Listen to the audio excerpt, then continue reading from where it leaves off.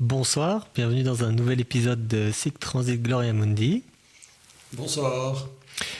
Il y a un sujet dont on voulait parler d'entrée de gamme, d'entrée de jeu, qui était le sujet de quand on parle de l'Occident et de l'import de beaucoup de migrants et d'avoir des immigrés en masse.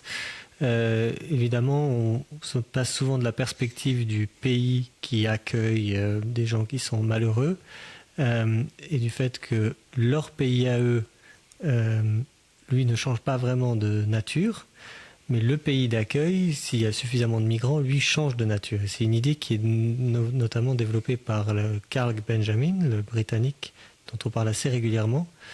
Et peut-être que tu pourrais expliquer un peu plus en détail cette idée. Ouais, c'est une idée très intéressante que j'ai déjà entendue souvent dans sa bouche et qui donne une perspective assez poignante des résultats de ce que Renaud Camus refuse d'appeler l'immigration désormais. Il dit c'est pas de l'immigration. L'immigration, c'est quand il y a des étrangers qui viennent en petit nombre, qui s'installent.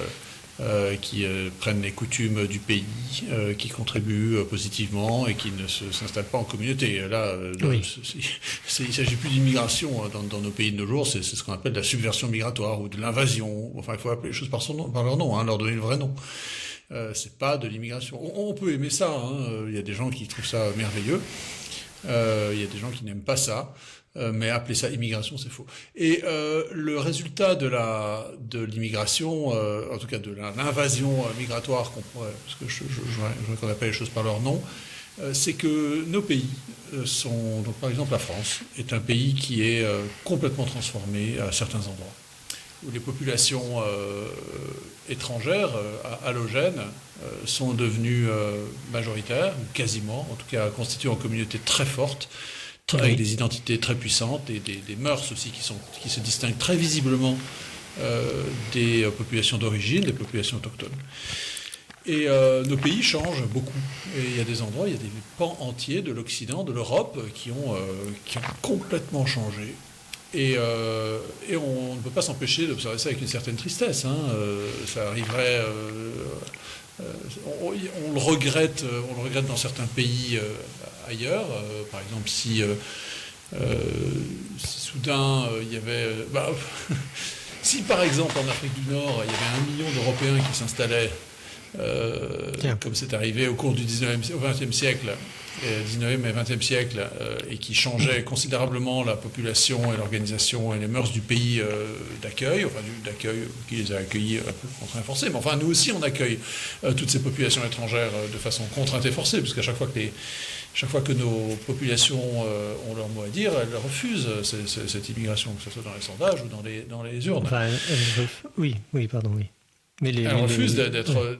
Mais les autorités l'accueillent malgré tout, oui. Oui, pour une raison mystérieuse, les autorités politiques n'écoutent pas le souhait des populations qu'elles sont censées représenter. Et Carl Benjamin dit que ces populations étrangères, si jamais l'ambiance devient détestable pour elles, une hostilité trop grande, je ne veux pas employer le mot qui commence par un R parce qu'il n'a plus aucun sens, mais une hostilité très grande à l'égard de ces populations d'origine étrangère, eh bien, elles ont un endroit où aller. Elles peuvent retourner dans leur pays d'origine qui les accueillera à bras ouverts. Et surtout, en fait, ce pays qui n'aura probablement pas changé de façon notable, parce qu'il n'y a pas de transformation de la population là-bas. Il n'y a pas eu de transformation culturelle, démographique. Peut-être un niveau de vie différent, mais pas au-delà de ça. Oui. Mais si les choses vont mal, eh bien ces populations, elles ont une deuxième chance. Elles peuvent aller ailleurs. Elles peuvent se réfugier en Afrique du Nord, en Afrique subsaharienne, en Amérique du Sud. Enfin bon, le problème n'est pas tellement les immigrés d'Amérique du Sud pour nous, mais enfin ça l'est dans certains pays, comme les États-Unis par exemple. Et nous, on n'a pas d'autres pays. Nous, on n'a pas d'endroit où se réfugier si les choses tournent mal pour nous. On va pas... Ou du moins, il y a des endroits, mais ça ne sera pas chez nous, en fait. on pourrait aller dans un autre pays occidental. Voilà. Éventuellement, mais encore, si jamais les choses tournent mal dans un pays, si jamais des populations d'origine, enfin des populations autochtones, d'origine autochtone, des Français de souche, des Anglais de souche, des Allemands de souche, se retrouvent dans une situation où la vie est insupportable, parce que ça devient trop dangereux, par exemple, ou parce que soudain il y a eu un changement de pouvoir politique ou culturel qui fait qu'ils sont obligés de changer, d'adopter d'autres mœurs ou d'être persécutés, eh bien, ils n'auront pas d'autre endroit où aller. Ils pourront, quelques-uns, une poignée pourra peut-être traverser l'Atlantique et aller aux États-Unis, une poignée pourra aller dans certains pays qui auront réussi à garder la vie occidentale traditionnelle. Mais pas des millions, pas des centaines, pas des dizaines de millions, parce que la question pourrait se poser pour des dizaines de millions, en théorie. Je ne pense pas que ça va arriver. Hein. Oui. Et donc, je répète, c'est une perspective assez poignante et qu'on ne regarde jamais de cette manière-là, que de se dire que nous, on n'a pas d'autre pays que le nôtre. Surtout qu'on dit souvent qu'on ne veut pas créer des apatrides, quelque part. Mais si on détruit notre pays, enfin, si notre pays est défiguré, finalement, ça fait de nous des personnes qui n'ont pas de ressources. On aura perdu notre pays. On aura perdu notre pays. Alors attention, pas perdu forcément du point de vue matériel. Enfin, ça pourrait arriver qu'on soit exproprié. Enfin, de fait, on ne puisse plus vivre parce que notre sécurité... et ça existe déjà dans certains endroits, je pense. Il y a des quartiers de France, d'Europe, où les Blancs ne peuvent plus vivre, parce qu'en réalité, s'ils restent là, c'est la barbe et le voile ou le cercueil. Ou alors, en tout cas, des enfants qui ne pourront plus vivre comme leurs parents ont vécu, et qui devront changer d'endroit, et donc vendre leur maison à bas prix, à des gens qui veulent bien vivre dans ces zones-là. Et ça m'a vraiment fait réfléchir en fait sur cette colonisation, sur les effets d'une colonisation, parce que c'est une colonisation. C'est 1 million, je crois qu'en Angleterre, c'est 1 million d'étrangers qui arrivent chaque année en Angleterre. 1 million. C'est dingue, c'est complètement dingue. Vous n'êtes pas un pays d'une population de 68 millions d'habitants. Parce qu'en fait, il y a une particularité quand même qui est souvent citée par Henri de Lesquen et que moi-même j'ai observé, c'est que entre ta génération et la mienne, où en France l'immigration était principalement d'Afrique du Nord et en Angleterre principalement du sous-continent indien, et aujourd'hui où en fait la principale immigration en France vient plutôt d'Afrique noire et subsaharienne, et en Grande-Bretagne, alors c'est pareil, c'est la même population. En Grande-Bretagne, c'est beaucoup d'Indiens, des Pakistanais, des Indiens, okay. des Afghans, beaucoup de populations asiatiques, des Maghrébins aussi, qui viennent en Angleterre, des Africains, aussi des Africains, des anciennes colonies britanniques. Je dis ça parce que j'ai une conversation. Jamaïcains. J'ai une conversation très. Les Jamaïcains, tu penses qu'il y en a encore beaucoup qui arrivent? Il me semble qu'ils sont depuis un certain temps. J'ai une conversation très intéressante avec un Britannique. Si, pardon, ils arrivent. Évidemment qu'ils arrivent. Ils arrivent par les mariages. Il ne faut pas oublier que c'est quand tu as un noyau, c'est pareil. En fait, ces populations, ils vont chercher une femme ou un mari au pays. Et ils les amènent. Donc c'est une source de subversion migratoire considérable. Oui, mais peut-être pas, qui se sent peut-être pas dans les millions dont on parle, non? Parce que ils sont inclus dedans. Non, bien sûr, mais ils sont inclus dedans. Ils viennent renforcer le pays. Et on sait très bien dans nos pays, où c'est plus familier en France, où les populations d'Afrique du Nord ramènent une jeune femme d'Algérie, ou un jeune homme d'Algérie avec des mœurs. Alors, avec des mœurs qui ne sont pas toujours, qui parfois sont plus civilisées Ouais. Bah, en fait, là, tu es plus en train de parler du respect du pays dans lequel on arrive, non? Oui, c'est plus surtout ça que pour quelqu'un qui arrive directement d'Algérie, il n'est peut-être pas encore comment dire, codé pour adopter le comportement de quelqu'un qui habite en France mais ne l'aime pas en fait, un étranger, comme c'est souvent à déplorer. Donc j'ai une discussion très intéressante avec un Britannique où je lui parlais d'un fait que je crois que j'ai déjà cité ici, qui m'avait toujours étonné quand je suis allé étudier en Angleterre, c'est qu'en s'inscrivant à la NHS, qui est donc le service de sécurité sociale, enfin de l'assurance maladie, en Angleterre, ils demandent quelle langue on veut que le médecin nous parle. Et on a le choix parmi 20 langues à peu près extra-européennes. Donc extrêmement ouvert et tolérant et accueillant.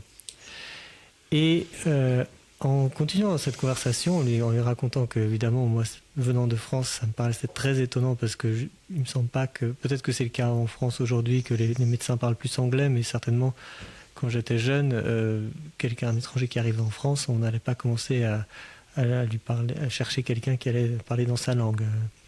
Il devait s'assimiler, en fait. Et cette différence entre l'immigration avec l'assimilation, et puis quel est l'autre terme qu'on utilise déjà? C'est intégration, assimilation. Intégration, assimilation. Alors je crois que l'assimilation, c'est plus le fait que les gens deviennent parfaitement français et adoptent tous les codes, la langue, etc., la religion. Et puis l'intégration, c'est un peu plus distant. Et donc la Grande-Bretagne a ce modèle à plus de distance. En fait, ils permettent aux communautés de rester ce qu'elles sont. Et j'arrivais à une réflexion, parce qu'à l'instant, je viens de dire que quand j'étais jeune, c'était beaucoup les Arabes en France. Et maintenant, aujourd'hui, ce sont les Noirs.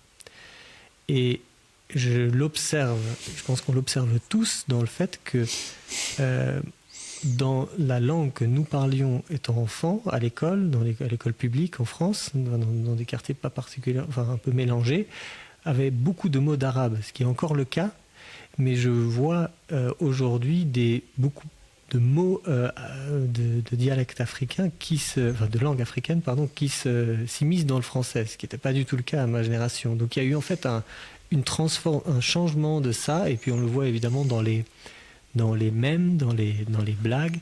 Il y en a une, mon exemple préféré là-dedans, c'est le fameux Kwakubé, qui est donc quand on était jeune, quand quelqu'un disait quoi, on disait feur, donc coiffeur.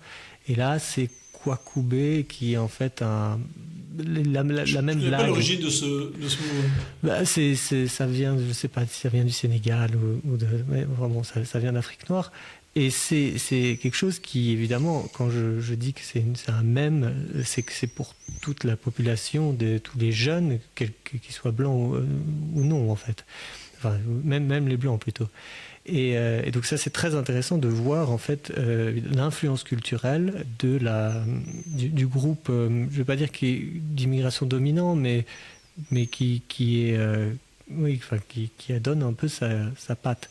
Et je réfléchissais, en disant ceci et en parlant avec cet Anglais, en lui racontant ça, que finalement on utilise beaucoup de mots d'arabe, nous les jeunes Français blancs, j'ai réalisé, et il m'a confirmé qu'en Angleterre, ça n'est absolument pas le cas. C'est-à-dire on pourrait très bien imaginer des mots d'ourdou qui pénètrent dans l'anglais que parlent les jeunes, y compris dans des endroits un peu privilégiés, que ce soit par la culture, le rap ou d'autres choses, enfin des chansons, et ça n'est absolument pas le cas.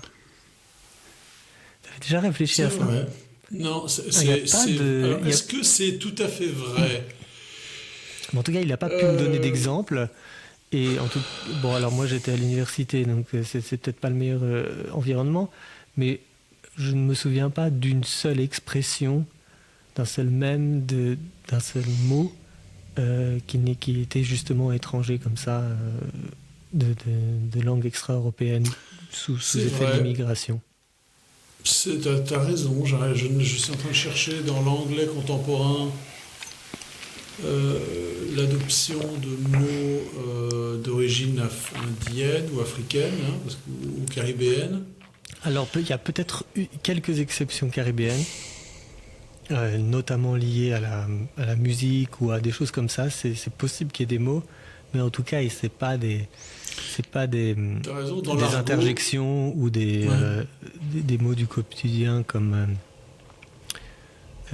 moi. En tout cas, c'était le cas quand j'étais jeune. Ouais, t'as raison. À quoi ça serait dû? Est-ce que c'est la domination de l'anglais comme modèle culturel? Non, mais pour moi, c'est l'absence de mélange, en fait. C'est-à-dire que, comme je viens de dire, on dit aux gens, gardez votre langue, donc... enfin, c'est un peu paradoxal, hein, mais ils gardent leur langue, leur culture, mais en fait, ils vivent aussi en communautés complètement séparées. Et je ne pense pas qu'il y ait tellement en fait, d'interaction. Et donc, ça ne se propage pas en fait, dans les autres. Et je pense que c'est une réalité de dire qu'en France, cette immigration, elle est beaucoup plus intégrée, assimilée et mélangée en fait, avec les populations, de sorte qu'il y a des influences réciproques. Ah ouais, tiens, j'avais pensé à ça. Et on pourrait se dire quand même que, vu le nombre de personnes qui parlent anglais, il pourrait y avoir, enfin, et puis la variété des populations qui sont là-bas, il pourrait y avoir quand même un minimum d'expressions étrangères qui soient intégrées en fait, mais vraiment pas du tout. Pourtant, les écoles, il y a quand même des quartiers, les écoles publiques anglaises rassemblent quand même des populations à Londres, par exemple, très diverses. Je vais écrire un... Mais bon, j'en sais rien, je connais pas. J'ai un bon ami qui quand j'étais à l'université, lui était prof dans le secondaire. Et je vais lui demander, en fait, si lui se souvient d'expressions, parce que je crois qu'il avait beaucoup d'étrangers dans ses classes. Je lui demanderai. Mais bon, même si c'était le cas, en fait, c'est beaucoup plus anecdotique que nous. Et d'ailleurs, autre détail important, je ne crois pas non plus que les accents des Indiens, des Pakistanais, aient influencé l'anglais, même l'anglais des classes populaires, d'une quelconque manière. Alors que, ça c'est, comment s'appelle-t-il déjà, Stéphane Edouard, qui souligne très souvent les Français blancs qui se mettent à parler comme les Arabes, avoir cette manière de parler jeune, je ne sais pas comment la décrire, mais de parler des banlieues. Alors, en Angleterre, tu avais un comique qui justement a des caractéristiques d'arabe. Tu avais ce personnage de Sacha Baron Cohen qui s'appelait Ali G, qui jouait blanc. Exactement. Il jouait un blanc anglais. Qui vivait dans une banlieue très mélangée. Alors, est-ce qu'elle est plutôt indienne, indien, noire, pakistanais, oui. Indien, pakistanais. Mais il jouait un blanc lui-même. Oui, en fait, il joue un blanc qui se fait passer pour un rappeur indien, tu vois. Enfin, pas indien, oui, vrai, plutôt pakistanais ou un peu jamaïcain. Enfin, il y a pas mal et il parle comme lui, il parle comme eux. Et donc le fait même que ça devienne un personnage comique suggère qu'il y a un comportement dont il rit, dont il veut rire. Alors il ne se moque pas d'abord il se moque pas des Caraïbes, enfin des immigrés en Angleterre qui se font passer pour des rappeurs. Il se moque des interlocuteurs qui sont des Anglais de souche ou des Américains de souche, en les ridiculisant. Mais enfin voilà, la petite anecdote. Un de ses meilleurs entretiens qu'il ait fait à Ali G, donc ce personnage de Sacha Baron Cohen. Enfin, mon favori, c'est celui avec David et Beckham et sa femme. Et c'est vraiment hilarant. Je l'ai pas vu. Je le mettrai en description parce que c'est... Il y a celui avec Donald Trump où il soumet à Trump une idée de business et de glace qu'ils ne font pas. Et puis Trump se rend très vite compte qu'il a face à lui un clown et donc il arrête l'entretien.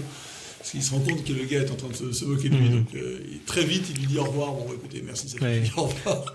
Non, là dans le cas de David Beckham et Victoria, c'est... en fait, ils ont compris que c'était comique, mais ils se laissent un peu entraîner. Et puis, c'est très amusant. Donc Ali G, c'est un bon exemple. Oui, mais alors, je dois dire que même quand la première fois que j'ai vu ce personnage, ça m'a quand même paru bizarre et pas du tout dans le cadre d'un spectre d'autres exemples que je pourrais donner facilement. Non.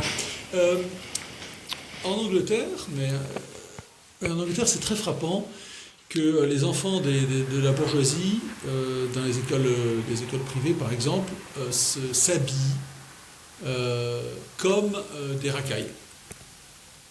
Ce qui n'est pas tout à fait le cas chez nous, dans la bourgeoisie parisienne ou de oui, province. Mais alors ça, j'ai une théorie à ce sujet. Alors, je termine. Oui. C'est un phénomène, donc s'habiller, imiter les barbares, c'est les étrangers, pas au sens, pas qu'ils manqueraient de culture, hein, c'est pas ce que je veux dire, hein, en tout cas les étrangers, c'est une chose qui se passait, semble-t-il, au milieu du IIIe siècle à Rome.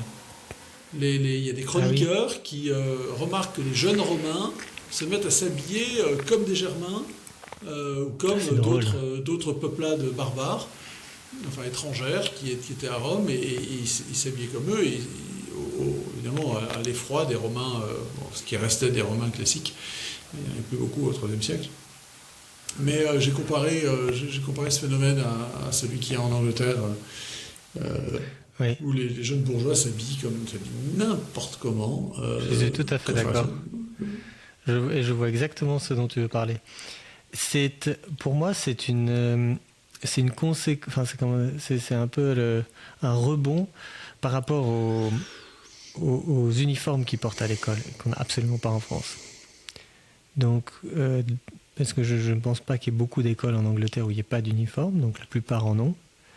Et puisqu'ils s'habillent de façon, je trouve, très élégante et appropriée toute la semaine, toute la journée, eh bien, en fait, ils compensent de cette manière. Oui, mais ils compensent pour faire quoi ? C'est la contestation vis-à-vis des adultes. Ils vont des adultes, c'est la bête adolescence. C'est pas exactement.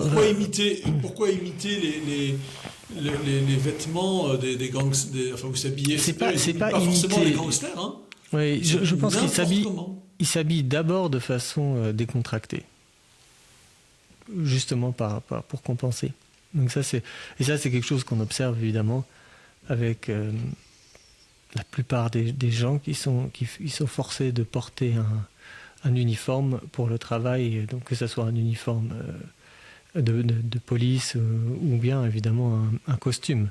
La plupart des gens qui sont forcés de porter ça, généralement, c'est en tout cas mon expérience, à chaque fois, dès qu'ils pouvaient l'enlever, tout de suite, ils se sentaient libérés et donc ils pouvaient se mettre en pyjama ou dans quelle autre tenue sportive. Mais c'est parce que c'est bien de ça dont tu parles, hein.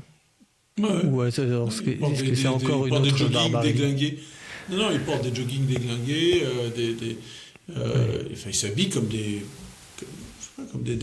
garçons très pauvres qui n'auraient pas les moyens d'avoir des vêtements non déchirés, ou en tout cas de qualité, un peu jolis. Il y a ça.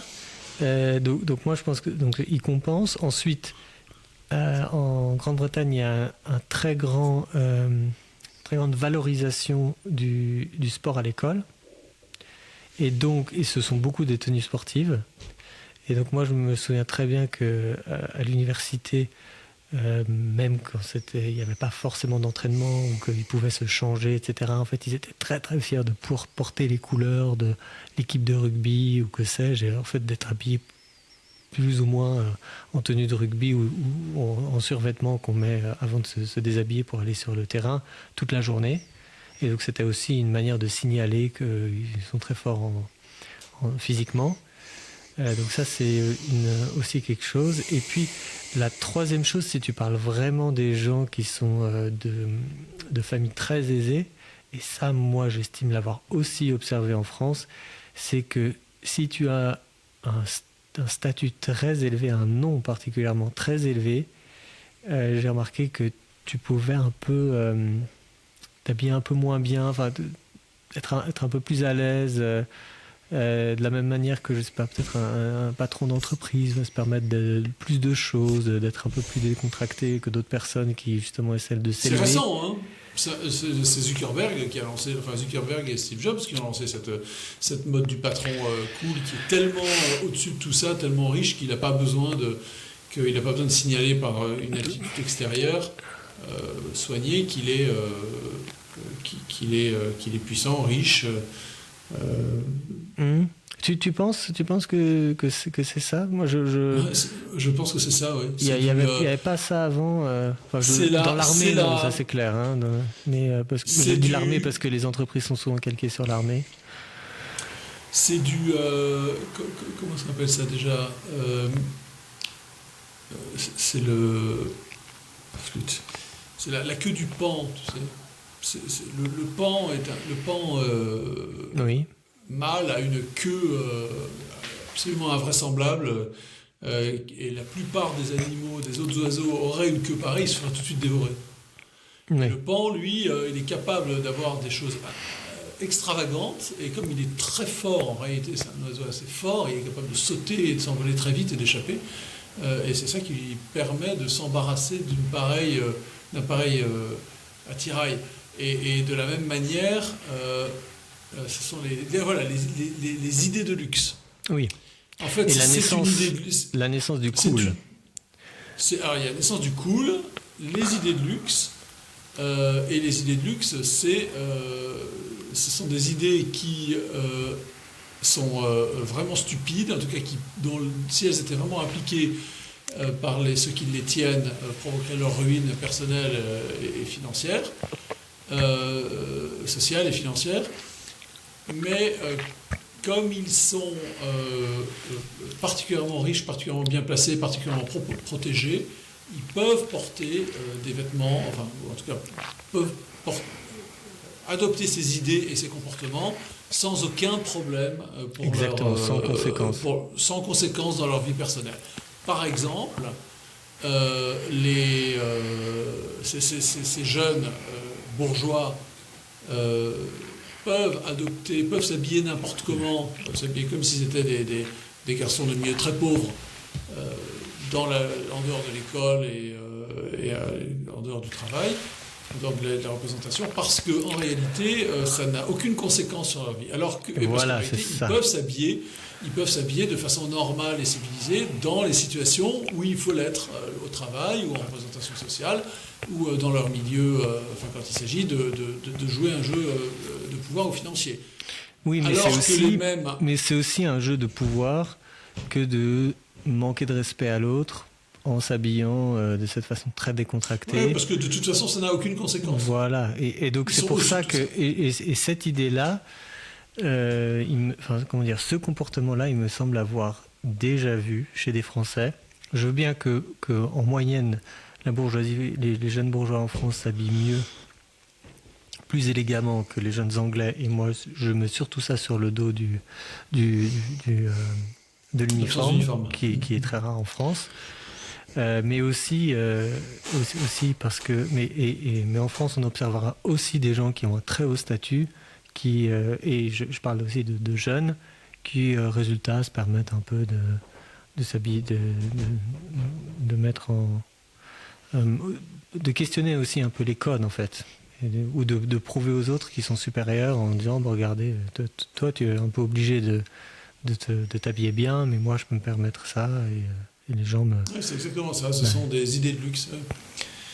Et qui, lorsqu'elles sont appliquées aux gens des classes inférieures, ça permet aux classes supérieures de se distinguer des classes inférieures.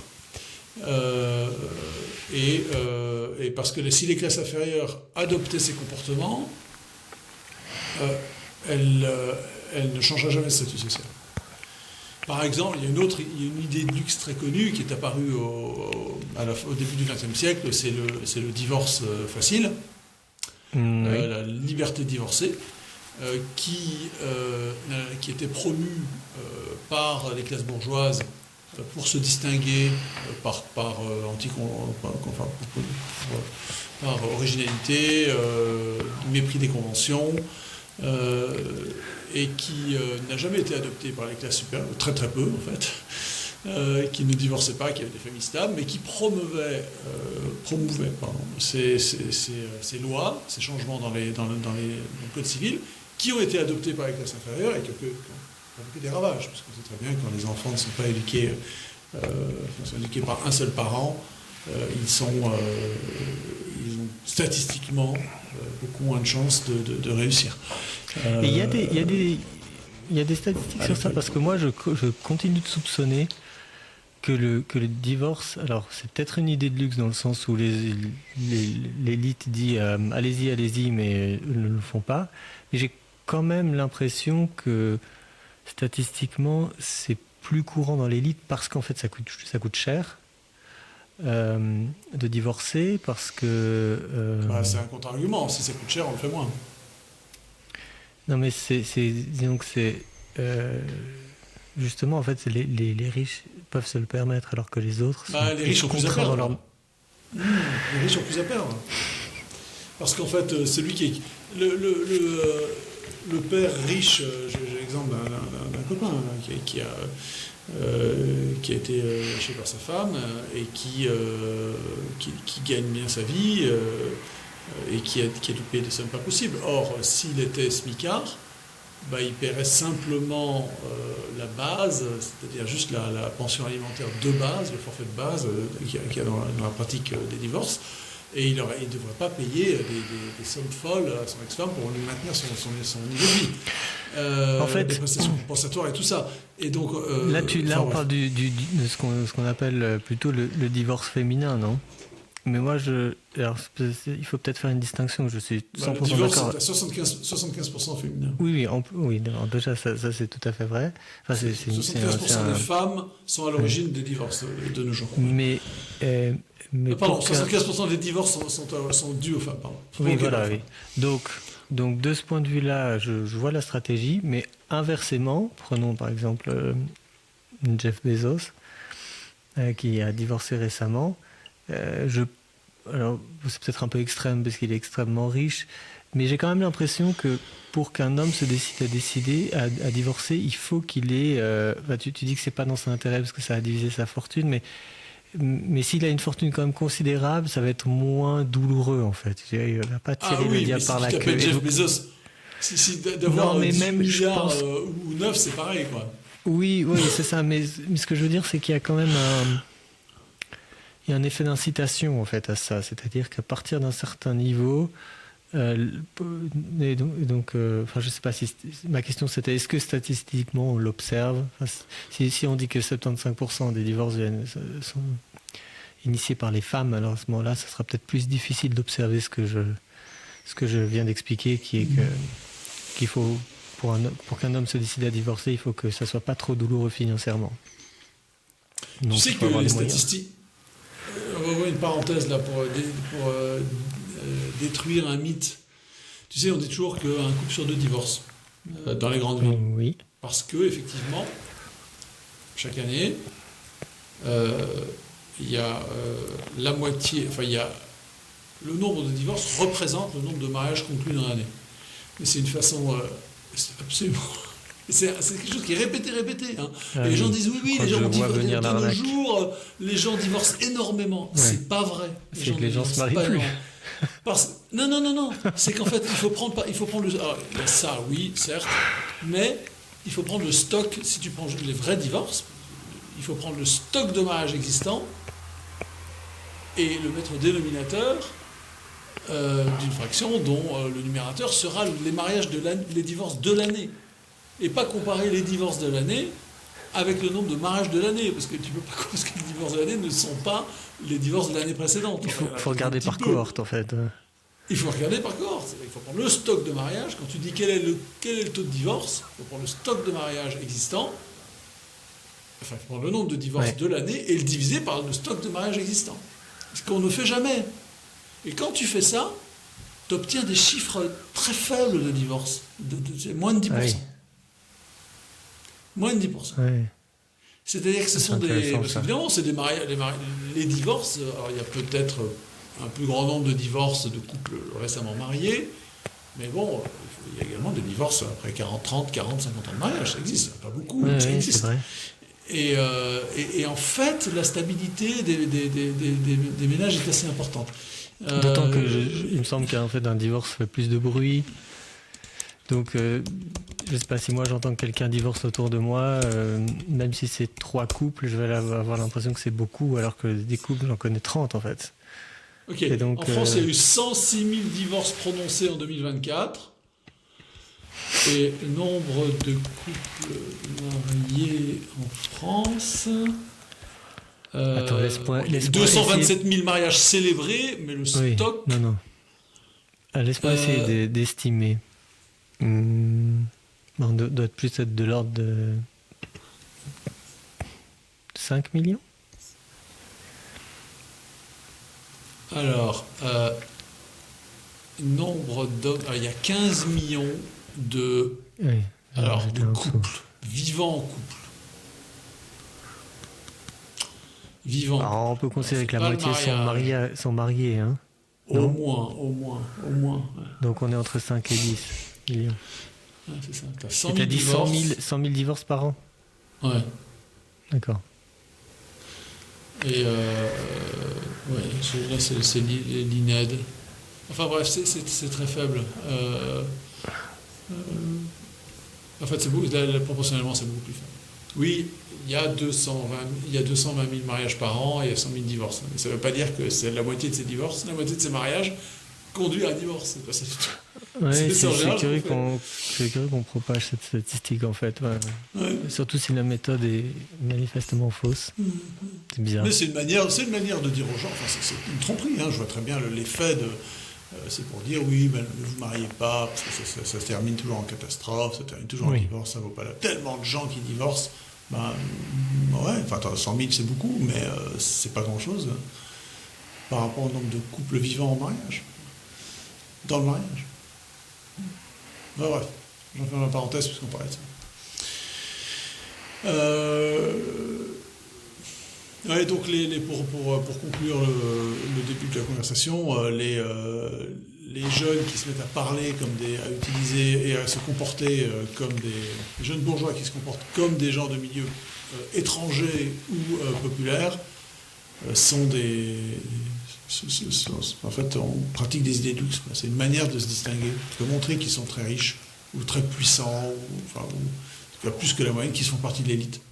Est-ce que tu penses que de notre vivant, on verra la fin du cool ?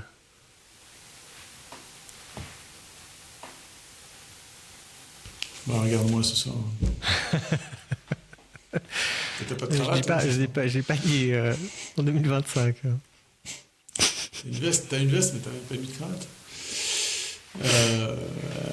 Nos grands-pères, c'est en cravate.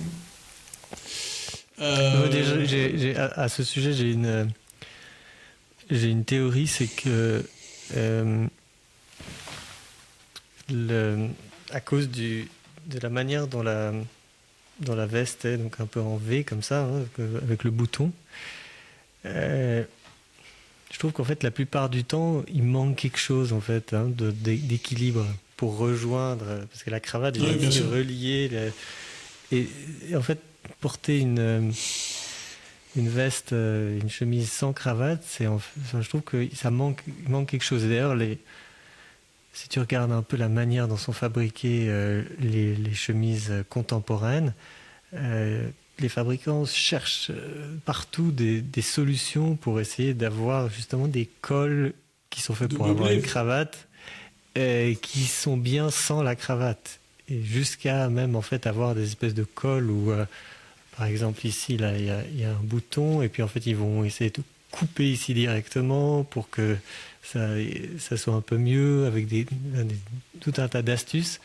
Il y a aussi des espèces de sans mettre des boutons sur les chemises, tu as des espèces de je crois que ce que tu peux faire, tu peux mettre ici un aimant et puis un autre aimant à l'intérieur pour que tout un tas d'astuces qui juste pour contourner ce problème. C'est vraiment très amusant, hein.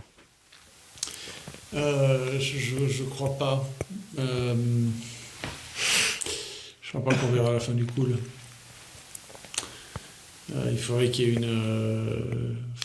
En fait, révolution. j'ai quand même l'impression que à beaucoup d'égards, on est en train de toucher le fond du cool, qui est,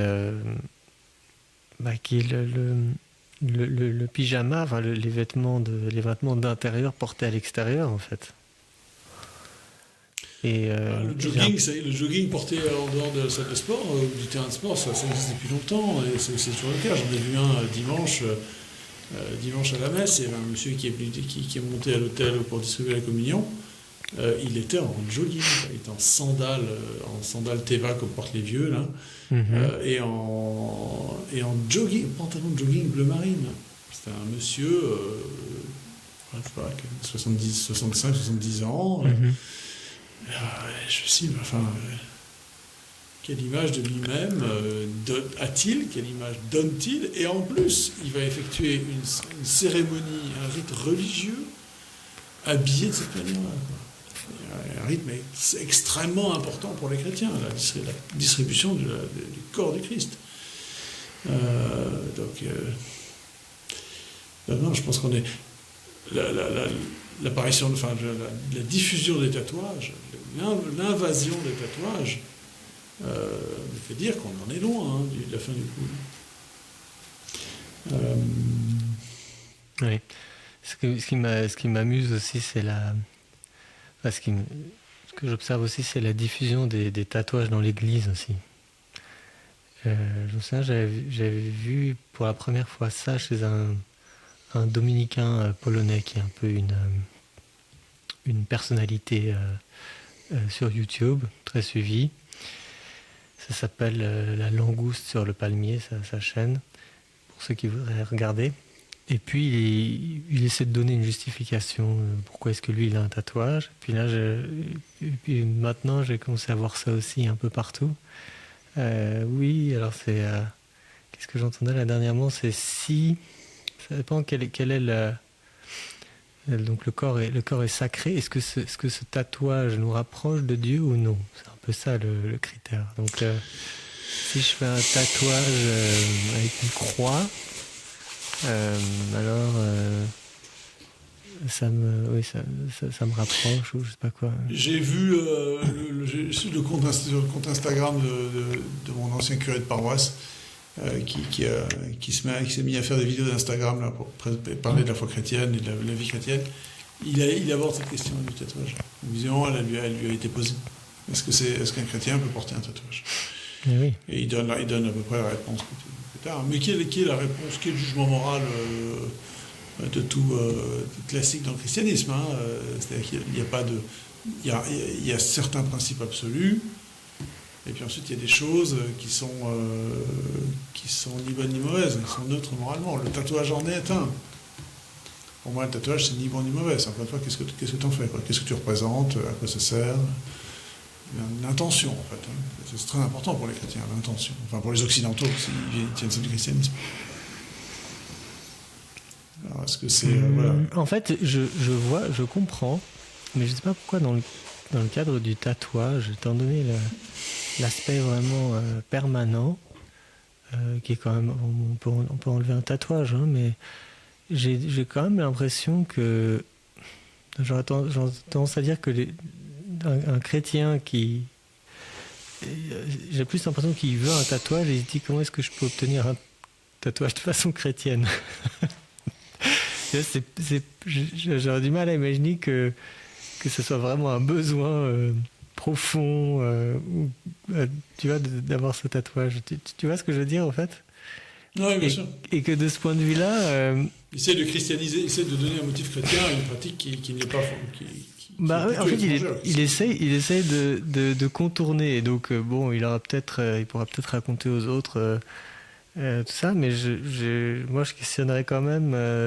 le fond, en fait. Est-ce que lui, il a vraiment bonne conscience? Est-ce qu'il n'était pas simplement en fait, en train de trouver une excuse pour avoir un tatouage? Parce que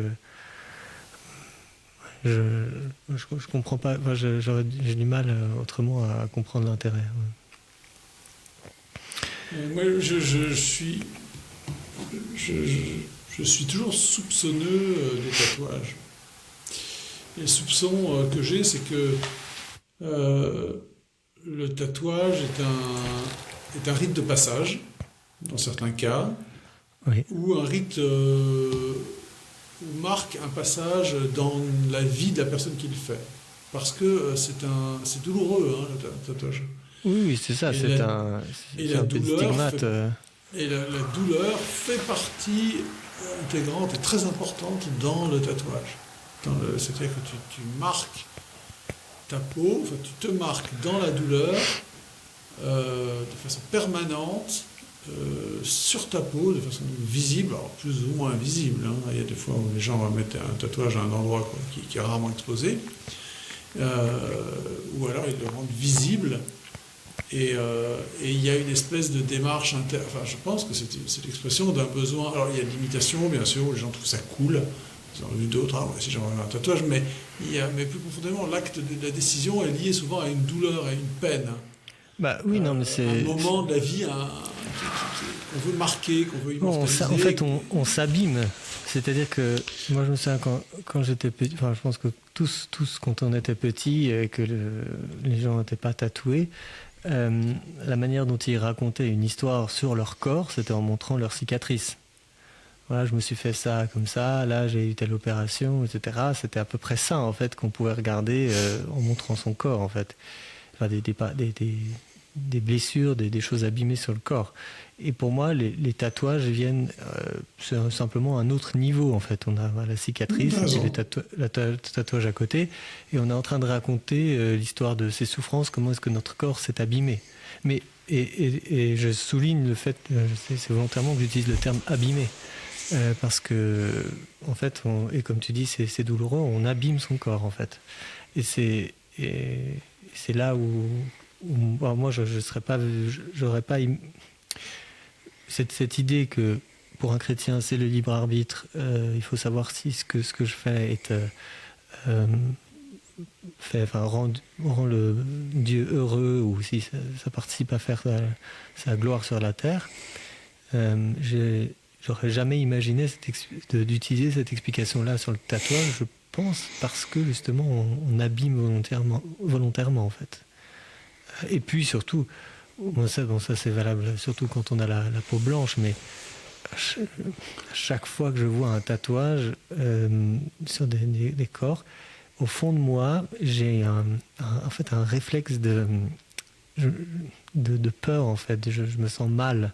Même si, alors si le tatouage est vraiment tout petit, peut-être que c'est moins le cas, mais ma première réaction instinctive, c'est l'effroi, en fait, à cause de la couleur de l'encre, le contraste sur la peau blanche, etc. Et je pense souvent à ça, en fait, aux enfants.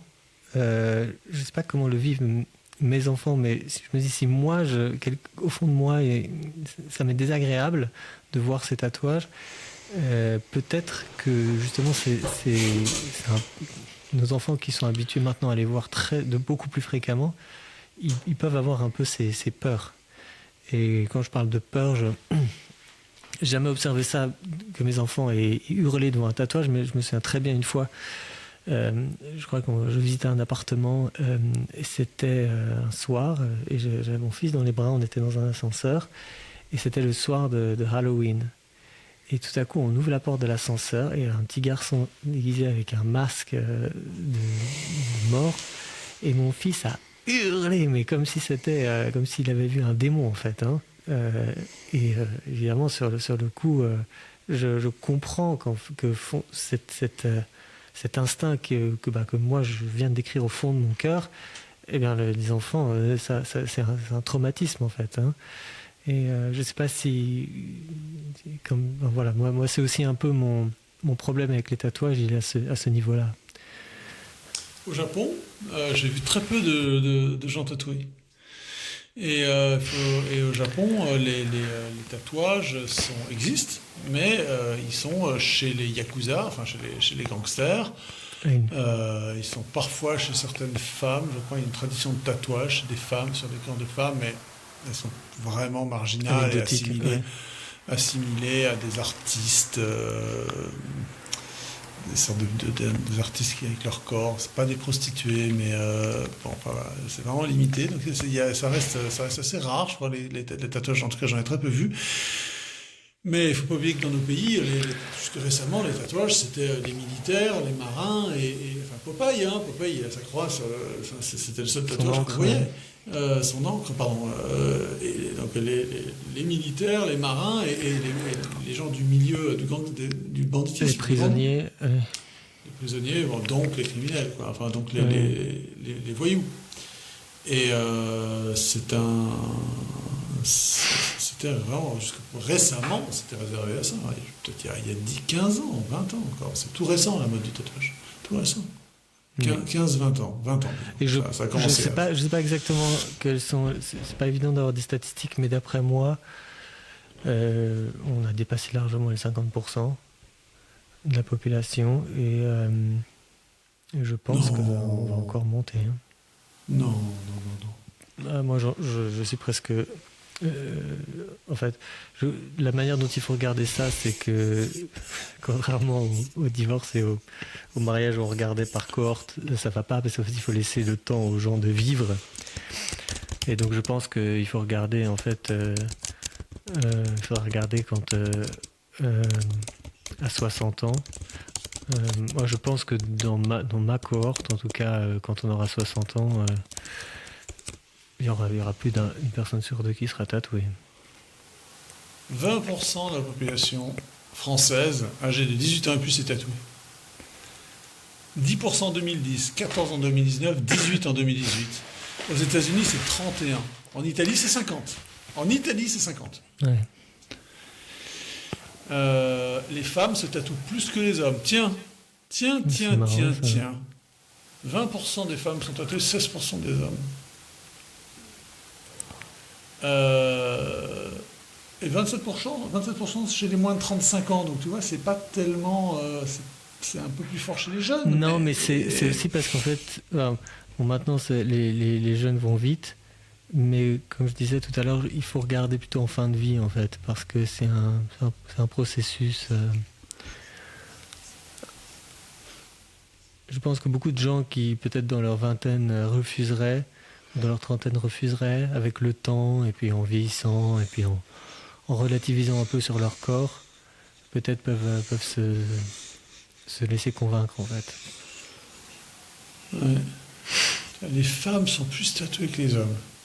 Ah ben c'est lié, on revient à mon hypothèse, qui est que le tatouage est lié à un événement marquant de la vie intérieure, de la vie personnelle. Or, les femmes étant plus neurotiques que les hommes, plus sensibles aux émotions négatives, donc, elles vont chercher à marquer le coup d'un événement qui les a frappées dans leur vie, en général plutôt un événement malheureux, et qui va accompagner qui va nécessiter de marquer ça dans la douleur, quoi, de se souvenir de la douleur de ce qui est arrivé. En le marquant dans la peau, dans le sang. Hein.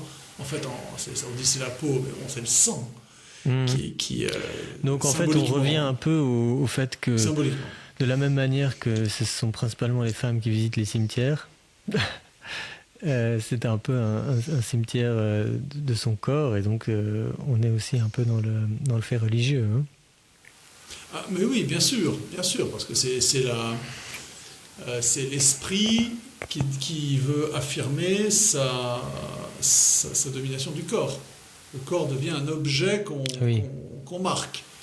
Or, la conception chrétienne, c'est « je suis mon corps ». Donc, mon corps n'est pas extérieur à moi. Mon corps n'est pas un outil, c'est pas n'importe quel outil. C'est pas un objet d'expression, simplement. C'est l'union du corps. Je suis mon corps est mon âme, c'est la même chose. Je ne suis pas un ghost in the machine, hein, l'âme. L'âme n'est pas c'est pas un truc qui tourne éternellement et puis qui un jour rentre dans un corps. C'est pas ça. Hein.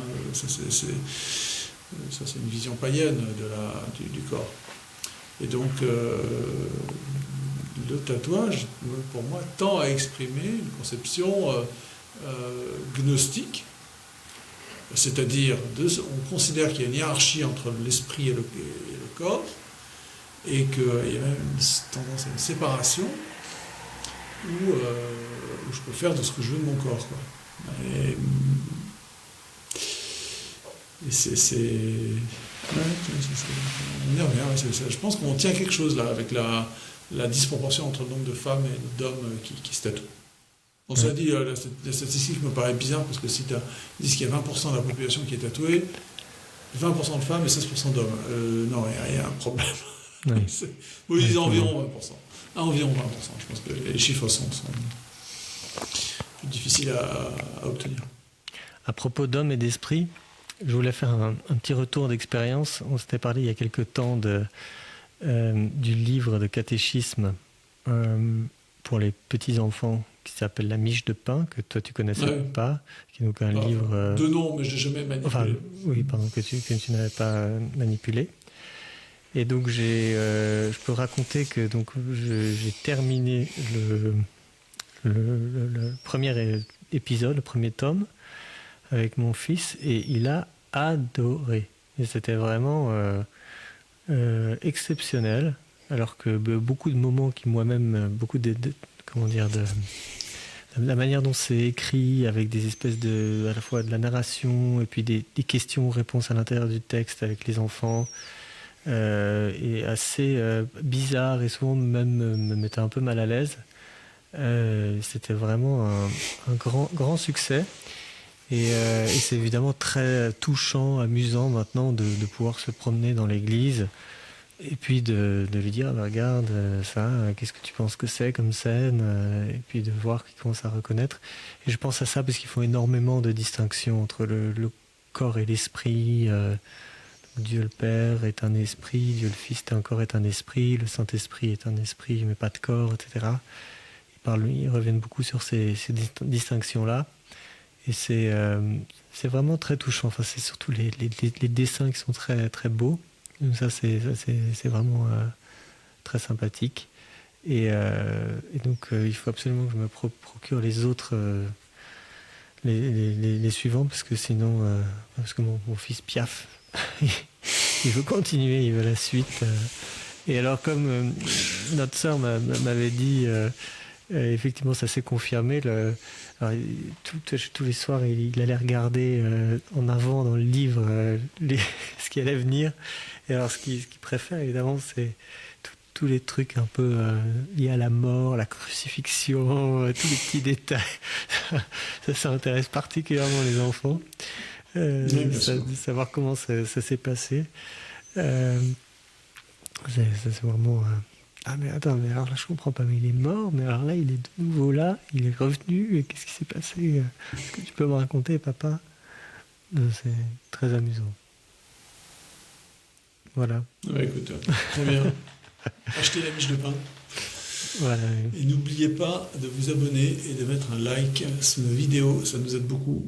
Oui, très vrai. Parfait.